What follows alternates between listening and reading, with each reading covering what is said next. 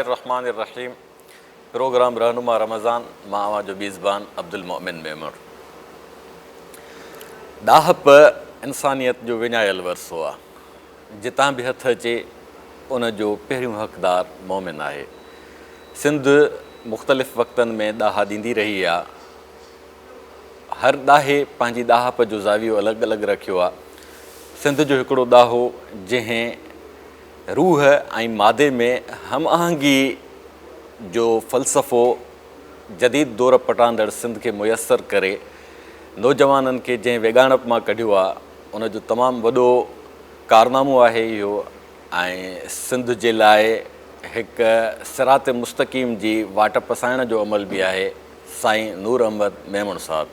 साईं, असां तव्हांखे पंहिंजे प्रोग्राम में भलीकार महिरबानी साईं।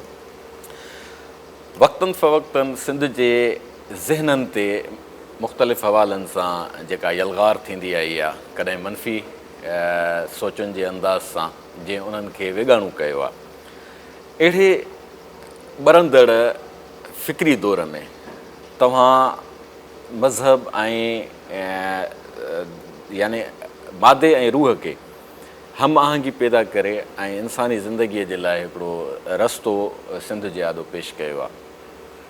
उन हवाले सां तव्हांजो हिकिड़ो किताबु नज़र मां गुज़रियो, इंसानी ज़िंदगीअ ते अस्माउल हुस्ना जो असरु। रमज़ान जो महीनो हले थो पियो ऐं रोज़े जे अंदाज़ सां माण्हूअ जी जेका रूहानी तरबियत थिए थी, तव्हां असांखे इहो ॿुधायो त अस्माउल हुस्ना जो इंसानी ज़िंदगीअ ते असरु त सदाईं थियणु घुरिजे, पर हिन रोज़े जे मश्क जे दौरान उन्हनि खे कीअं वधीक असां फ़आल बणाए ऐं पंहिंजे रूह ते असरअंदाज़ करे सघूं था। इंसान बुनियादी तौर ते उन जी जेका शख़्सियत आहे उहा शख़्सियत उनखे अता कयल आहे हिकिड़ी वॾी ज़ात जी, उन जे ख़लकणहार ऐं उन जे पालणहार ज़ात जी। उन जी उहा शख़्सियत जेका इंसान खे अता थिए थी, उन जी डेवलपमेंट इंसान खे उन ई तरीक़े सां करणी आहे जंहिं तरीक़े जी अता कंदड़ उन खे रहनुमाई ॿुधाई आहे। इंसान खे ख़लक़े करे ऐं अलाह ताला चयो त वन फ़ख़्त फ़ीह में रूही, मां उन में पंहिंजो रूह फूकियो अथमि। हाणे इहो रूह जेको आहे उहो अमर रब्बी आहे ऐं रूह ख़ुदा जूं सिफ़तूं आहिनि जेके इंसान में पलटियूं वयूं आहिनि, उन में ओतियूं वयूं आहिनि। इंसान जे ख़लक़त जो जेको सबबु कुदरत पाण ॿुधायो त इन जाइलुनि फिल अर्ज़ ख़लीफ़ा, मां ज़मीन में पंहिंजो रिप्रेज़ेंटेटिव पैदा थो कयां, मां पंहिंजो नाइब पैदा थो कयां, त उहो मुंहिंजे सिफ़तुनि जो हिन धरतीअ ते मज़हर बणिजे। उहो इंसानु थियो। इंसान खे पंहिंजी उन शख़्सियत जी डेवलपमेंट जे लाइ उन वॾे पावर हाउस खां असां ज़ाते ख़ुदाबंदी खे वॾो हिकिड़े पावर हाउस जो मिसाल ॾियूं था पिया। उन वॾे पावर हाउस खां पंहिंजे शख़्सियत में उहो बिजली पैदा करणी आहे ऐं पंहिंजे शख़्सियत खे रोशन करिणो आहे उन तवानाईअ जे ज़रिए। उहो अस्माउल हुस्ना, उनखे अलाह ताला पंहिंजे सिफ़तुनि खे अस्माउल्लाहिल हुस्ना जो जेको आहे उहो नालो ॾिनो आहे। फलिल्लाहिल अस्माउल हुस्ना फदू बिहा। त अलाह जे लाइ जेके आहिनि उहे सुहिणा सुहिणा नाला आहिनि ऐं उन सां उनखे पुकारे रखो ऐं उनखे पंहिंजे इतबा जे लाइ वठी छॾियो। हाणे उहे अलाह ताला जूं सिफ़तूं जेके आहिनि उहे इंसान जे अंदरि इंसान खे पंहिंजे शख़्सियत जे डेवलपमेंट जे लाइ पंहिंजे अंदरि जेको आहे उन्हनि खे मशहूदु करणियूं आहिनि। अलाह ताला जी सिफ़त रहमान आहे त इंसान खे पंहिंजे अंदरि रहमानियत पैदा करणी आहे। अलाह ताला जी सिफ़त रहीम आहे, इंसान खे पंहिंजे रहीमीअ जो मज़हर बणिजणो आहे। ख़ल्क़ ख़ुदा सां भलायूं, ख़ल्क़ ख़ुदा ते रहम, अफ़ ऐं दरगुज़र, नंढनि ते शफ़क़त, नंढनि ॿारनि ते जेको आहे उहा मुहबत ऐं रहम जो रवैयो, मिसकीननि ते, पाण खां हीणनि हालनि माण्हुनि ते, पाण खां कमज़ोर माण्हुनि ते, बजाए तकबर जे, बजाए गुस्से जे, बजाए जेको आहे उहो ॾाढ जे, आकड़ जे, इनकिसारीअ जो रवैयो ऐं रहम जो रवैयो, इहो जेका ख़ुदा जी सिफ़त रहमत ऐं रहीमीअ जी आहे, उन जो अक्स पंहिंजो पाण ते लाहिणो आहे। त अहिड़ी तरह सभु सिफ़तूं जेके आहिनि उहे अलाह ताला जूं सिफ़तूं इंसान जे लाइ हिकिड़ियूं कारगर सिफ़तूं आहिनि। जेके बि सिफ़तूं आहिनि ख़ुदा जूं सभु सिफ़तूं जेके आहिनि उहे रहमत ऐं रहीमीअ जूं सिफ़तूं आहिनि। बज़ाहिर जिन सिफ़तुनि खे असां ख़ुदा जे जलाल जो ऐं ख़ुदा जे जबारियत जो मज़हर सम्झूं था, उन्हनि में बि इंसान जे लाइ रहमत जेको आहे उहो संभाले आहे। इस्बाती पासा आहिनि, इस्बाती उन जा बि पासा आहिनि, मनफ़ी पासा ख़ुदा जे सिफ़तुनि जा न आहिनि। हिकिड़ो आम तौर ते सिफ़त जेको आहे ख़ुदा जी कहार जी सिफ़त आहे, त ख़ुदा जी ज़ात कहार आहे। ऐं जॾहिं क़यामत जो ॾींहुं थींदो, सभिनी इंसाननि खे हिकु जाइ ते इकठो कयो वेंदो ऐं उहे ख़ुदा जे हुज़ूर में पेश थींदा। उते सवाल थींदो, उते सुवाल थींदो लिमनिल मुल्क यौम, ख़ुदा पाण ई उन जो जवाबु ॾींदो त लिल्लाहिल वाहिदिल कहार। अॼु उन अकेले कहार ख़ुदा जी जेको आहे, वाहिद कहार ख़ुदा जी जेको आहे उहा हुकुमरानी आहे। त हाणे ख़ुदि कहार जी जेका सिफ़त आहे, इहा बे इंसाननि जे लाइ हिकिड़ो रहमत जो दर्जो रखे थी। हिन हिसाब सां त ख़ुदा चए थो त मां काइनात खे शुड़वाग न छॾियो आहे, मां काइनात में बेज़ाब्तगी न रखी आहे, मां ख़ुदा खे नज़म ऐं ज़ब्त सां रखियो आहे। उहो नज़म ऐं ज़ब्त ख़ुदा जे ग़लबे सां, ख़ुदा जे छांइजण सां। हिते कहार मां मुराद आहे ख़ुदा जो ग़लबो, ख़ुदा जो छांइयल रहणु। ख़ुदा जे ग़लबे ऐं छांइयल खां को बि फ़िरौन, को बि निमरूद, को बि शदाद, को बि ज़ालिम, को बि ॾाढो माण्हू उन जे ग़लबे खां ॿाहिरि न आहे। जेकॾहिं उन जे ज़ाब्तनि मां, उन जे मुकाफ़ात जे कानूननि जे दाइरे मां इहा हिकिड़ी जदलियात आहे जंहिंमां माण्हू चाहींदे बि नथो निकिरी सघे। जी बिल्कुलु, इन जे करे उहो ख़ुदा जो ग़लबो ऐं तसल्लुत आहे जेको इंसानी सोसाइटीअ में ॾाढनि माण्हुनि खे ग़लबे में ऐं उन्हनि ते छांइयल हुजण में ऐं उन्हनि जी उन जी हाकिमियत ऐं उन जो तसल्लुत उन जी ज़रूरत आहे। न त जेके आहिनि उहे ॾाढा माण्हू इंसाननि खे जेको आहे उहो खाई वञनि। त इन हवाले सां इहा सभिनी इंसाननि जे मथां, इंसाननि जे अक्सरियत जे मथां जेको आहे उहो ख़ुदा जे रहमत जो जेको आहे उहो ग़लबो आहे। अहिड़ी तरह ख़ुदा जी हिकिड़ी सिफ़त जेका आहे उहा जब्बार जी आहे। ख़ुदा उहो जब्बार जी सिफ़त बि ग़लबे जी सिफ़त आहे। त ख़ुदा जेको आहे उहो अव्हां खे पाबंद रखियो वेठो आहे हिकु निज़ाम जो। जब्बारुनि चइबो आहे जेके बांह भॼी पए ऐं भॻल बांह खे कुंभर जेको आहे उहो ज़ाब्ते में रखण जे लाइ जेको चपड़ियूं चाढ़े उनखे चइबो जब्बार। प्लास्टर थो चढ़े ऐं जेको वरी उन चपड़ियुनि जे मथां जेको अरबीअ में हिकिड़ो लफ़्ज़ ख़ुदा ॿुधायो आहे, त उन अरबीअ में इस्तेमालु उहो लफ़्ज़ कीअं थो थिए उहो आउं ॿुधायां पियो। जेका वरी उन चपड़ियुनि जे मथां जेका पटी वेड़बी आहे उनखे जबीरुनि चइबो आहे। त इहो जेको मुश्तक़ आहे जब्बार लफ़्ज़ जब्बारुनि जबीरुनि मां, त इहो आहे नज़म रखणु, हिकिड़ो इस्लाह जो जेको आहे उहो नज़म ऐं निज़ाम ऐं ज़ाब्तो जेको आहे उहो रखणु। त इन हवाले सां इंसानी सोसाइटी में हिकिड़े नज़म जी, हिकिड़े ज़ब्त जी, इंसाननि जे सॼे समाजी निज़ाम में, इंसाननि जे पंहिंजे रवैयनि में इन जे नज़म ऐं ज़ब्त जी ज़रूरत आहे। ऐं ख़ुदा जी सिफ़त इहा उते कमु करे थी पई। इंसान ते इन हीअ जब्बार सिफ़त जो जेको आहे उहो असरु इन सूरत में ज़ाहिर थींदो त हू जहिड़ी बि हैसियत में ईंदो, जहिड़ो बि उनखे मक़ाम ऐं मर्तबो थींदो, उन में ज़ब्त ऐं नज़म ऐं ज़ब्त रखण जे लाइ उहो उन्हनि पंहिंजे सलाहियतुनि जो इज़हार कंदो। त इहा उन जी जब्बारियत आहे जेका ख़ुदा जे तरफ़ां सिफ़त जे तौर ते हुन जे अंदरि वदियत थी आहे, जेका हुन जे अंदरि पलटियल आहे। त अहिड़ी तरह इहे सभु रहमतूं जेके बि सिफ़तूं आहिनि ख़ुदा ताला जूं, उन जे रहमत जूं सिफ़तूं आहिनि। इहे सभु जेके आहिनि उहे मस्बत सिफ़तूं आहिनि। इन्हनि में का बि मनफ़ी सिफ़त न आहे जंहिंमां इंसान जे लाइ जेको आहे उहो खसारो हुजे। ज़रूरत सिर्फ़ु हिन ॻाल्हि जी आहे त इंसान उन्हनि सिफ़तुनि मां फ़ाइदो वठण जो, उन्हनि सिफ़तुनि खे पाण ते ओतण जो, उन्हनि सिफ़तुनि जो अक्स पाण ते मुनक़िस करण जो पंहिंजो पाण खे केतिरो अहल थो बणाए पियो, केतिरो मुस्तहिक थो बणाए पियो। इहो माण्हूअ जे पंहिंजे मथां आहे। जीअं ज़मीन जेको आहे, मींहुं जेको आहे उहो सॼी ज़मीन ते पए थो पियो, पर सैराब उहा ज़मीन थी थिए जेका ज़मीन पंहिंजे अंदरि सले खे फुटाइण जी अहलियत रखे थी, सलाहियत रखे थी। सैराब समूरी थिए थी, सलो उतां थो फुटे, सलो उतां फुटे जिते थो, सलाहियत शादाब आहे थिए थो ज़मीन में। जिते सलाहियत आहे। त ख़ुदा जी इन रहमत जो रंग सॼी इंसानियत ते आहे, सॼी इंसानियत ते उन रहमत जे रंग जी जेको आहे उहा पालूट थिए थी पई। पर उहो माण्हू उहो ई फ़ाइदो वठी सघे थो पियो जेको पंहिंजे अंदरि उन जो इस्तेकाक ऐं पंहिंजे अंदरि उहा सलाहियत पैदा करे थो।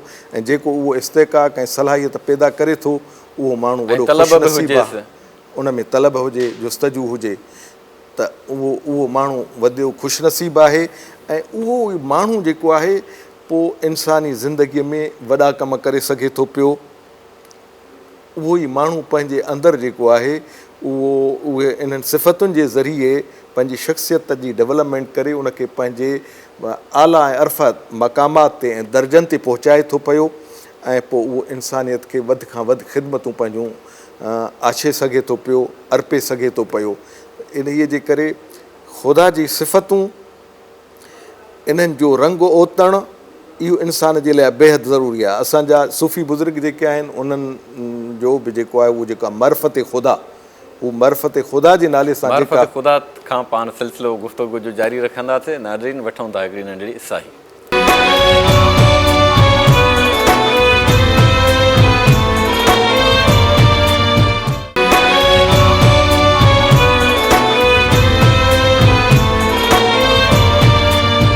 वेलकम बैक नाज़रीन। त साईं, सिलसिलो गुफ़्तगूअ जो पंहिंजो रवां हुयो त अस्माउल हुस्ना जे हवाले सां असांजे सूफ़ी बुज़ुर्गनि बि हिकु वाज़िह पैगाम ॾिनो आहे त अलाह जे रंग में कीअं रंगिजे।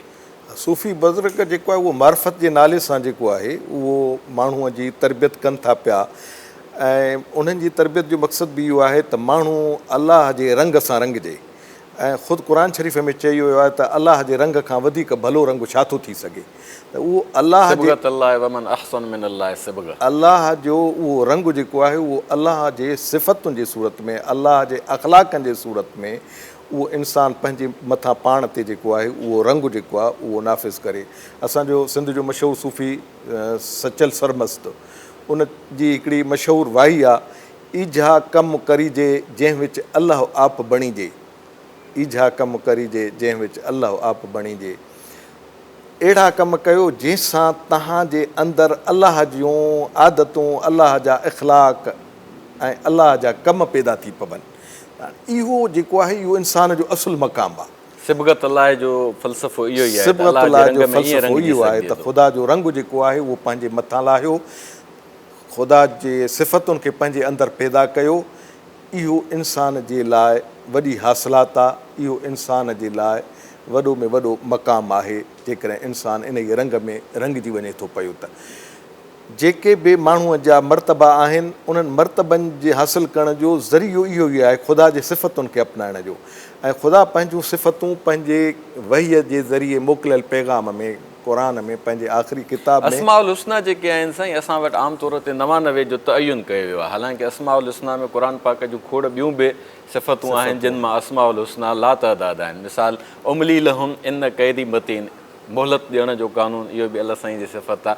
ॿियो शुरूआति जेका अलाह साईं जी सिफ़ती नालनि सां थिए थी, ज़ाती नालो अलाह ऐं उनजी पहिरीं सिफ़त अलाह साईं रब थो ॿुधाए, अल्हम्दुलिल्लाह रब्बिल आलमीन। इहो क़ुर पाक जो कलाम ख़ुदाईअ जो आगाज़ आहे।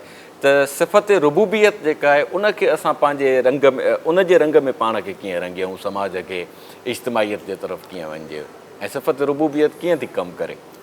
अलाह जी पालणहारी या रुबूबियत इहो अलाह जे वॾियुनि सिफ़तुनि मां हिकु सिफ़त आहे। सभु सिफ़तूं अलाह जूं वॾियूं आहिनि, पर जिन सिफ़तुनि जो घणो हर वक़्तु जेको आहे जेका सिफ़त कार फ़र्मा आहे ऐं क़ुर में वरी जेको आहे उहा ॿुधायल आहे, उहा ख़ुदा जी पालणहारी आहे। त ख़ुदा जी पालणहारी, उहो ख़ुदा जे पालणहारीअ जो पाण बाक़ाइदा हिकिड़ो मुस्तक़िल निज़ाम आहे। ख़ुदा इंसान खे, ख़ुदा ख़लकणहार बि आहे, ख़ालिक़ बि आहे। त ख़ुदा इंसान खे ख़लके करे जेको आहे उहो ईअं फिटो न करे छॾियो आहे। अलज़ी ख़लक फसवा, इंसान खे जेको आहे उहो ख़लकियो अथईं, वरी उनखे तोरे तके जेको आहे उन खे जोड़ियो अथईं। जेका जेका शइ हुनखे घुर्बल हुई उहे शयूं उनखे अता कयूं अथईं। भला यंसा, हुन उनखे विसारियो न आहे, इंसान खे ख़ुदा हुन विसारियो न आहे। फ़क़दर फ़हदा, हुनजी तक़दीर मुक़ररु कई अथई, हुनजो जेको आहे उहो पूरो पूरो अंदाज़ मुक़ररु कयो अथई, उनजे मुताबिक़ वरी हिदायत जा रस्ता जेके आहिनि उहे बि हुनखे ॿुधाया अथई त बाबा हीअ नेकी आहे, हीअ बदी आहे। जेकॾहिं इंसानु पाण जेको आहे उहो पंहिंजे फ़ैसिले करण में किथे धकु खाए, उनजो अकुलु उनजो वजदान सही फ़ैसिलो न करे, त वरी हिदायत जो जेको आहे उहो टियों बंदोबस्तु जेको आहे उहो पंहिंजे हिदायत वहीअ जी सूरत में मोकिले करे ऐं कयो अथई त बाबा हीअ नेकी ऐं बदीअ जा हीअ मयार आहिनि, भले ऐं ख़राब जा हीअ मयार आहिनि, निजात ऐं जेके इंसान जे फलाह जा ऐं निजात जा ऐं इंसान जे खसारे जा हे मयार आहिनि, हीअ रस्ता आहिनि, हीअ तरीक़ा आहिनि। त ख़ुदा ताला जेको आहे उहो इंसान खे ख़लक़ण खां पोइ उन जे लाइ सभु बंदोबस्तु कया आहिनि। उन में वॾो बंदोबस्तु जेको आहे उहो रुबूबियत जो बि आहे। ख़ुदा जी रुबूबियत जेका आहे उहा इहा आहे त इंसान खे ख़लक़े उन जे पालणहारीअ जो मुकमिल इंतिज़ामु कयो अथई, न सिर्फ़ु इंसान जे लाइ पर धरतीअ ते जेका बि ख़लक़त आहे उन जे पालणहारीअ जो निज़ाम आहे। सभिनी मख़लूक़ खे पंहिंजे वजदान जे ज़रिए पंहिंजे रिज़्क़ जा ज़रिया ॻोल्हण जो ख़ुदा बंदोबस्तु कयो आहे। हिकिड़ो नंढड़ो मिसाल सिर्फ़ु जेको आहे उहो असां बयानु कयूं। ॿिली जेको आहे उहो जॾहिं पंहिंजा बचा ॼणींदी आहे त ॿिलीअ जो बचो ॼमण खां पोइ 4-5 ॾींहंनि ताईं अखियूं न खोलींदो आहे। ॿिलीअ जे बचे जूं अखियूं ॿूटियल हूंदियूं आहिनि, बंदि हूंदियूं आहिनि, पर ॿिलीअ जो बचो ॼमण शर्ती ॼमण खां पोइ जल्दी हू पंहिंजो दून हणी करे पंहिंजे माउ जे जिस्म में पंहिंजे लाइ ग़िज़ा जो रस्तो ॻोल्हे वठंदो आहे ऐं ॿिलीअ जे बुबनि ताईं पहुची वेंदो आहे। त इहो ख़ुदा हुन जे वजदान में पंहिंजे रुबूबियत जे निज़ाम जे हेठि, पंहिंजे पालणहारीअ जे निज़ाम जे हेठि हुन जे वजदान खे जेको आहे इहा तइलीम ॾेई छॾी आहे त हू पंहिंजो दून हणी करे हू पंहिंजे माउ जे जिस्म मां पंहिंजे खुराक जो ज़रियो जेको आहे उहो ॻोल्हे लहे। हाणे इहो सभिनी मख़लूक़नि में जेको आहे ख़ुदा जो इहो जेको आहे विजदान खे असां साइंसी ॿोलीअ में सॉफ्टवेयर चऊं, जेको हुन में ऑलरेडी जेको इस्टेब्लिश्ड कयो आहे उहो सॉफ्टवेयर जेको ख़ुदा इस्टेब्लिश्ड कयो आहे, जेका प्रोग्रामिंग ख़ुदा जेको आहे उहो करे छॾी आहे। व अल्लम आदमल अस्मा कुल्लहा, आदम खे ख़लक़े उन्हनि खे सभिनी इस्मनि जो सभिनी शयुनि जो नाला सेखारे छॾियईं, उन में प्रोग्रामिंग करे छॾियईं। हाणे कंप्यूटर जे दौर में ख़ुदा जे निज़ाम खे सम्झणु ॾाढो सवलो थी वियो आहे। त तव्हां इहो कुल यौमिन हुव फी शान जो बि मतिलबु हिकिड़ो हर नओं ॾींहुं अलाह जो नओं शान खणी थो अचे। त हाणे इहो पालणहारीअ जो निज़ाम जीअं ॿी मख़लूक़ में आहे तीअं इंसान ॾे जॾहिं वरी असां मोटी अचूं त इंसान जो बचो जेको आहे उहो पेट में जॾहिं वजूद वठे थो पियो त उन जे पालणहारीअ जो मरहले ब मरहले दर्जे ब दर्जे उहो मुकमिल पेट जे अंदरि जेको आहे उहो बंदोबस्तु करे थो पियो, उनजे खुराक जो उनखे मिले थो पियो। वरी जॾहिं उहो ॿाहिरि थो अचे पियो त ॿार जे ॼमंदे ई जेको आहे उहो उन जे माउ जे सीने मां 2 सरचश्मा जेको आहे उनजे खुराक जा जारी करे थो छॾे। इहो ख़ुदा जी रुबूबियत आहे, इहा ख़ुदा जी पालणहारी आहे। ऐं वरी ॿार खे जेका ग़िज़ा उन जे जिस्म जी ज़रूरत जे मुताबिक़ घुरिजे, ख़ुदा उहा ग़िज़ा अहिड़ी तरह उन्हनि सरचश्मनि मां जेको आहे उहा माउ जे माना उन्हनि में कैलोरीज़ ओतिरियूं ई आहिनि जेतिरियूं ॿार जे डाइजेस्ट जे लाइ ॿार खे घुरिजनि। बल्कि ॿार जीअं ॼमंदो आहे त ॼमण वक़्तु ॿार खे बिल्कुलु साइदो डाइल्यूट जेको आहे उहो पाणी ऐं रतो जेको आहे उहो खीरु खपंदो आहे। त माउ जे थञ मां हुनखे अवल पाणी ऐं रतो खीरु ई जेको आहे उहो मिलंदो आहे, छिडरो मिलंदो आहे। ॿारु जीअं वॾो थींदो वेंदो आहे तीअं माउ जो खीरु हुनखे थोरो घाटो थी मिलंदो आहे। इहो कुदरत जे पालणहारीअ जो जेको आहे उहो निज़ाम आहे।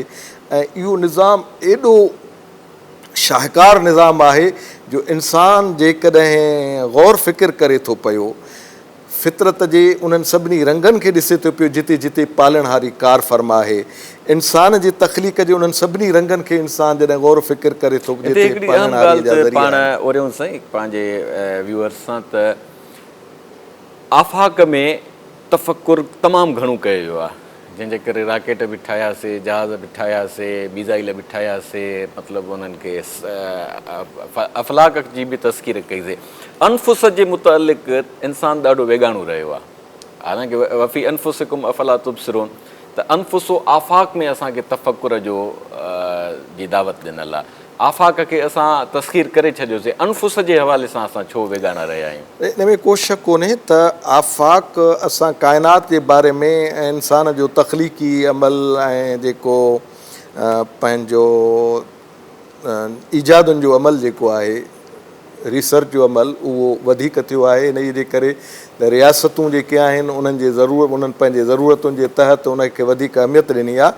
पर हाणे जेको आहे ख़ुदि इंसान जे बारे में बि जेको आहे उहो तमामु वॾियूं तहक़ीक़ूं थियनि पियूं ऐं ख़ुदि इंसान जे नफ़्स जे बारे में, जंहिंजे लाइ चयो आहे त ख़ुदा बार बार तवजो छिकायो आहे त मां पंहिंजे तख़लीक़ में, अवां पंहिंजी ख़लक़त में ग़ौर फ़िक्र करे ॾिसो त मां पंहिंजूं कहिड़ियूं कुदरत जूं कार फ़रमायूं, पंहिंजे कुदरत जूं कार फ़रमायूं रखियूं आहिनि।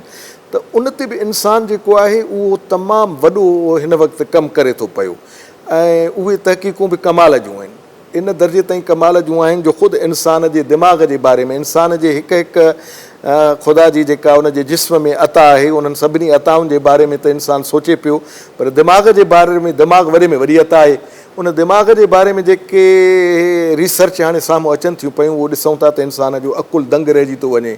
दिमाग़ जे बारे में हिकिड़ी रिसर्च इहा आई आहे त इंसान जे अकुल खे अलाह ताला, इंसान जे दिमाग़ खे, उन में जेका उन जी मेमरी आहे ऐं उन जे सोचण जी जेका सलाहियत आहे, जेका उन जे तहक़ीक़ ऐं ईजाद जी, ख़ालिकियत जी जेका उन जी सलाहियत आहे, उहा सलाहियत जेतिरी उन दिमाग़ में अलाह ताला रखी आहे, इंसान हिन वक़्त ताईं उन जो 10,000 हिसो इस्तेमालु कयो आहे। जंहिं बि एॾो वञी दंग कयो आहे, उन हिकु हिसे जे इस्तेमाल सां इंसान खे मालूमात जा एॾा गोशा मालूम थिया आहिनि। अञा इंसान जो दिमाग़ जेको आहे उहा एतिरी कैपेसिटी ऐं कैपेबिलिटी रखे थो पियो जो इंसान उन ई मां लामतनाही, लामहदूद मालूमात जा जेके आहिनि उहे ज़रिया हासिलु करे सघे थो पियो। ख़ुदा एतिरी प्रोग्रामिंग उन इंसान जे दिमाग़ में करे छॾी आहे। इंसान जे दिमाग़ जे लाइ रिसर्च जो हाणे जेको आहे, जेके नयूं रिसर्च अचनि पियूं, न्यूरोथियोलॉजी हिकिड़ी नई रिसर्च आहे त इंसान जो दिमाग़ जो जेको आहे उन जो मज़हब सां छा तालुक़ु आहे ऐं मज़हब इंसान जे दिमाग़ ते जेको आहे उहो कहिड़ा असर जेको आहे उहो छॾे थो पियो।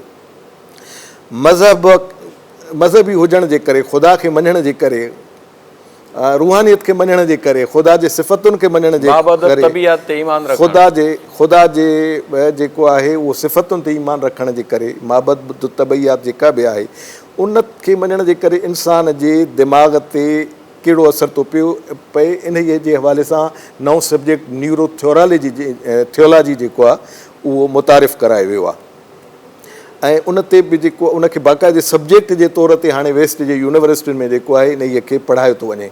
अप्लाइड डिविनिटी, अमली इलाहियात, वेस्ट जे सभिनी यूनिवर्सिटियुनि में जेको आहे इहो सब्जेक्ट हाणे पढ़ायो थो वञे पियो त ख़ुदा खे मञण जा अमली तरीक़ा कहिड़ा आहिनि, इंसान जे अमली ज़िंदगीअ ते जेको आहे ख़ुदा खे मञण जो असरु छा आहे, ख़ुदा जे अंदरि उहे सिफ़तूं अचनि थियूं त इंसान खे कहिड़ो इंसान मशहूद कनि थियूं, इंसान खे कहिड़ो बदिलियल इंसान निर्वार कनि थियूं पियूं।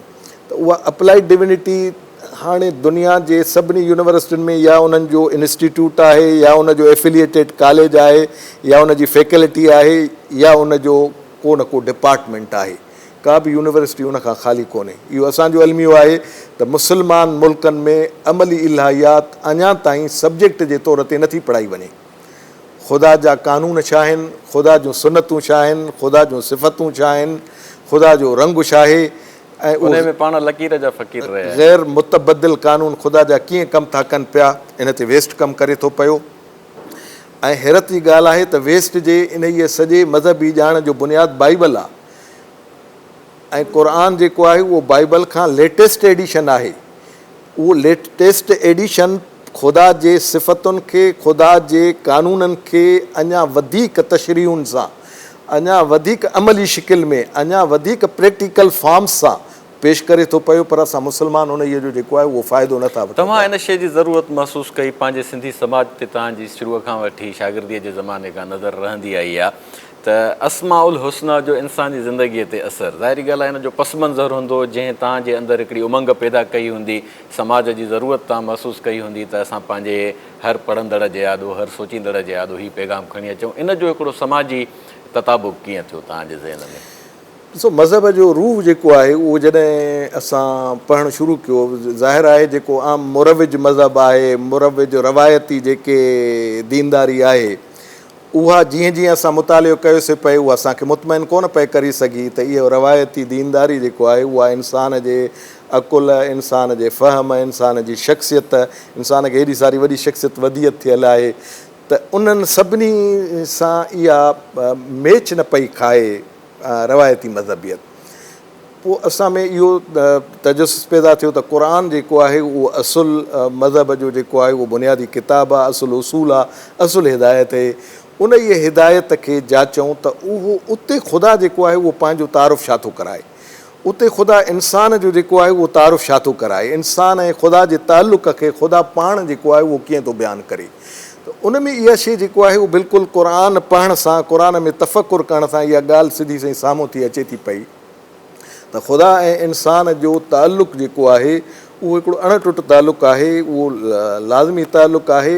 ऐं ख़ुदा जेको आहे उहो इंसान खे हिन धरतीअ ते हिकिड़े आज़माइश जे लाइ मोकिलियो आहे ऐं उन जी आज़माइश में वॾो जेका आज़माइश इंसान जे मथां रखी आहे त इंसान पंहिंजो पाण खे जेको आहे उहो प्रूव करे अचे, पंहिंजे ख़ुदा जे नाइब जे तौर ते, पंहिंजे ख़ुदा जे रिप्रेज़ेंटेटिव जे तौर ते धरतीअ ते पाण खे प्रूव करे अचे।